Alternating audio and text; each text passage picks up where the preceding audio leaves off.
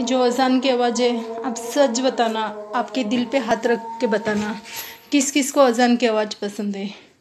मुझे अजान की आवाज़ बहुत पसंद है। जब भी अजान होती मेरे रोंगटे खड़े हो जाते। और सोनू जी बोलते कि अजान की आवाज़ हमारी नींद खराब करती है। जब भी वो नवरात्रि के गाने गाते, गणपति बप्पा को लेके जाने के लिए गाने गाते, तभी किसी की नींद खराब नहीं होती। तभी तो मुस्लिम भाइयों ने कभी कुछ कहा नहीं। तो आप हिंदू हो के आप ऐसा क्यों कर रहे हो? धर्म सबका एक ही रहता है, भगवान सबका एक ही रहता है, अल्लाह सबका एक ही रहता है, किसी का अलग नहीं रहता है। अजान जब भी होती है मन को पवित्र करके रख देती है।